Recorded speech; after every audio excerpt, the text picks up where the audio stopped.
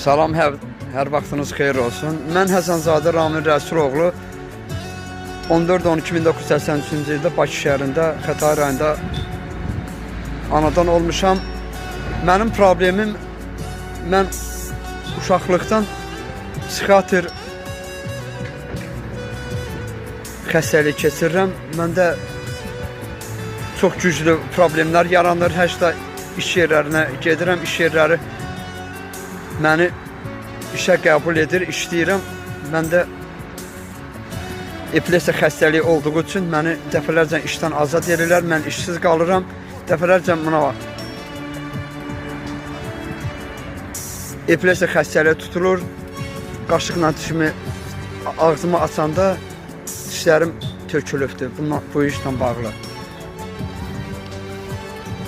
Mən 2018-ci ildən bu 2 nömrəli 28 mayda yerləşən xəstəxananın və bu Nizami rayonunda yerləşən 26 nömrəli xəstəxananın xəstəsiyəm. Məni dəfələrcə yatızdırırlar. Dəfələrcə gəlirəm, psixiatr Günel həkim var, onun qəbulunda oluram.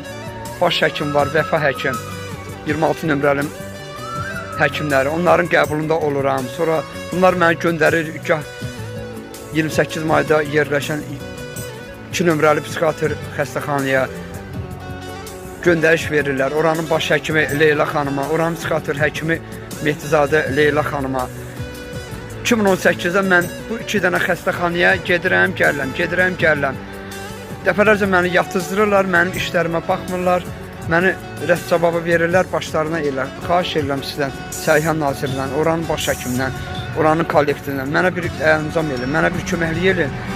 Mən bu epilepsiyamla bağlı, mənim bu pensiyamla bağlı mənim sənədlərimə baxasınız, mənim sənədlərim düzəlsin. Mən çox əziyyət çəkirəm. Mən dəfələrlə gedirəm iş yerinə işləməyə, məni oradan bu xəstəliyimə görə, epilepsiya xəstəliyimə görə məni işdən azad edirlər.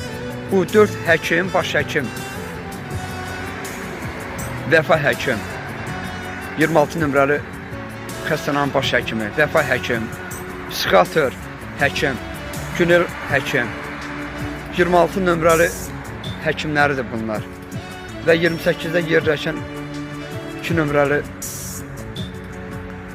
xəstəxananın baş həkimi Leyla həkim və psixiatr həkim Mehdizadə Leyla mənim işlərimə baxmırlar, mənə get-gəl eləyirlər.